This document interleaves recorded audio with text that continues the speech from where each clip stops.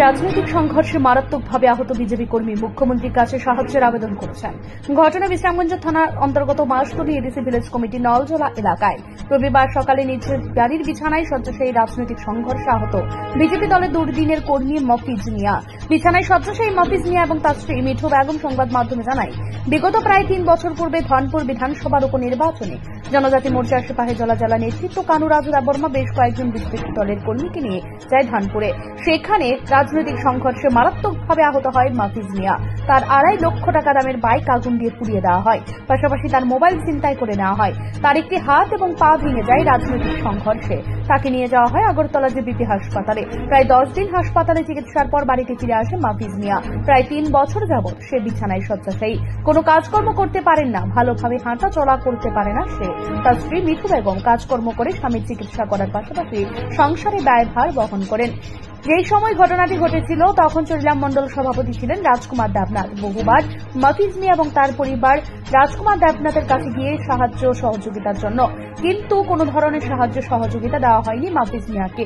বিগত প্রায় 6 মাস পূর্বে পরিবর্তন হয়েছে চরিলামের মণ্ডল সভাপতি।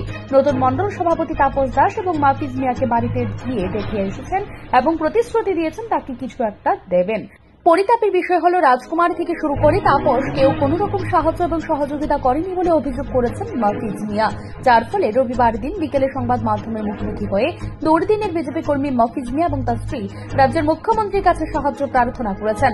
মফিজ মিয়া স্ত্রী মিঠু বেগম আরো জানায়, সারা রাত ঘুমোতে পারে না তার স্বামী, এখনো তার সারা শরীরে ব্যথার জন্য সারা রাত চিৎকার চেঁচামেচি করে।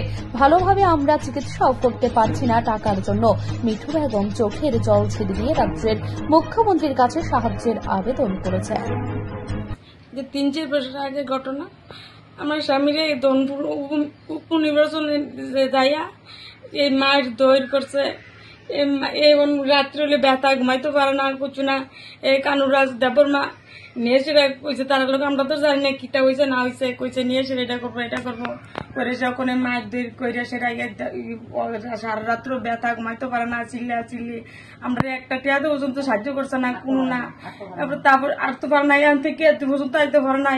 এই ব্যথা ল্যাংরা আদে এটি দেখলে কার সহ্য মনের ভিতরে। এ তাপস পালন কি তাদের তাপস নাকি তাদের কয় হেবাটাও আইয়ে গেছে আমরা বাড়ির ভিতরে, কইছে একটা আশা দিছে এটা দিব।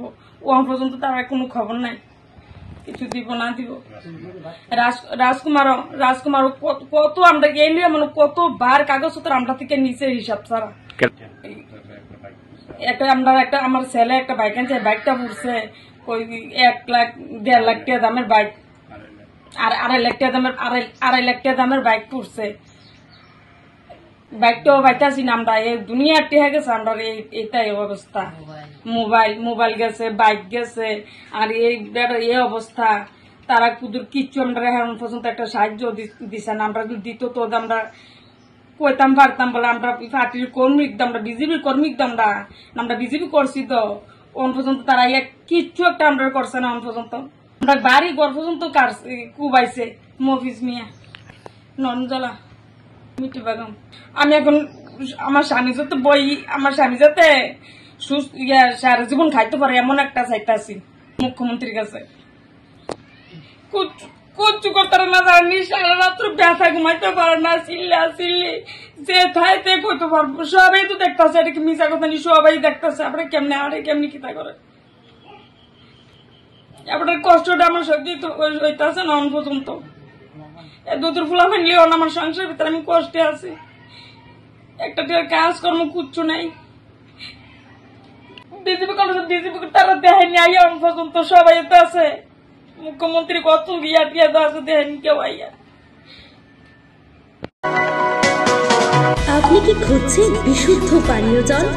তাহলে আজই বেছে নিতে হবে অত্যাধুনিক প্রযুক্তি ও পরীক্ষা নিরীক্ষার মাধ্যমে প্রস্তুতকারী পানীয় জল একমি। বিশুদ্ধ জলে সুস্থ জীবনের মূল চাকাঠি। Acme package drinking water. Report news 24।